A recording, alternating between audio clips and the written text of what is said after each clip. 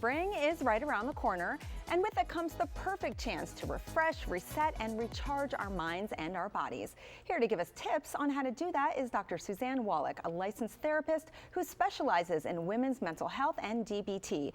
Welcome to Great Day Washington. Thank you for being here. Hi, thank you so much for having me. Of course. It has been a long winter here in the DMV. We just got over this ice storm and people are we're ready for spring. Why does winter make us feel so bad, and how can we use spring to reset ourselves? Yeah, so winter really can affect people, right? There's less sunlight, which really affects our mental health as well as our physical health. And cold weather actually keeps us from going outside, and that doesn't help things at all. Yeah. So it's really normal during winter to feel a little bit mentally more down, and also to feel a little bit more sluggish and more lethargic, I think. So it's okay, it's not abnormal. It's not abnormal, you know, and people get seasonal affective depression, especially when there's things like an ice storm that happens that traps you inside, right? Yeah, so spring's around the corner, so that feels good. Every day we have a little sunshine, it feels a little better.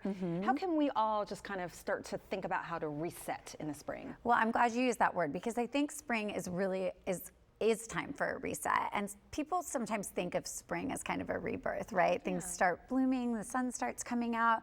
So it's a really good opportunity, I think, when there are sunny days, to get outside and expose yourself to 10 to 20 minutes of vitamin D, to start thinking of ways that you can do things that you enjoy, maybe new hobbies that you want to pick up, or just getting outside and doing things that like maybe you haven't been able to do since it was sunny, like you're tending to your garden, or walking in the grass, going to the park, doing things that bring you sort of like a renewed energy of being outside again.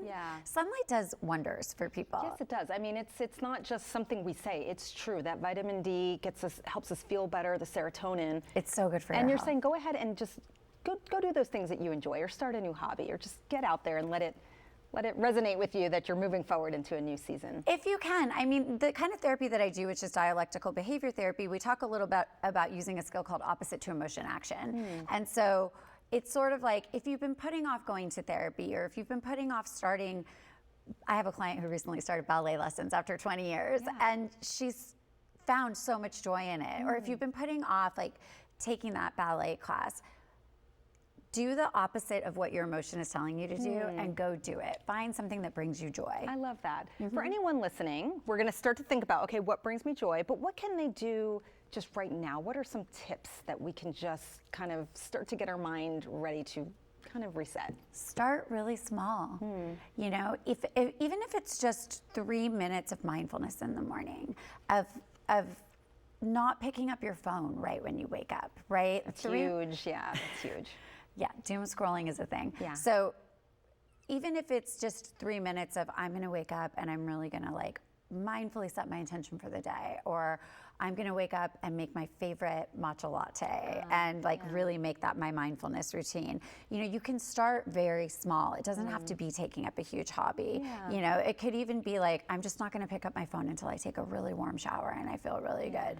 But just find a way to sort of like incorporate one small thing into your day, and then from there you can always widen it out. I love that. Now, for some, spring can feel stressful. For some of us, we're really looking forward to it, but it also comes with a lot of activity. What can we do to manage that kind of stress? So I think what you have to do is, first of all, not put too much pressure on yourself. Another skill that we use in DBT is called the stop skill. And the most important part of the stop skill is the O. So to me, that's observe. And I think you need to observe what you have control over, right? And I think when we're in overwhelm, or we get into sort of like a state of, well, I guess overwhelm is the right word, right? Like, I think we need to stop, we take a step back, we observe what we have control over. And I always tell my patients, what can you do today? And focus on that and what you can get done before you go to bed. All right, let's do that. Let's talk about what we can do today and get that done. Thank you so very much for being here. Thank you. Of course. For more great tips, visit SoCalDBT.com.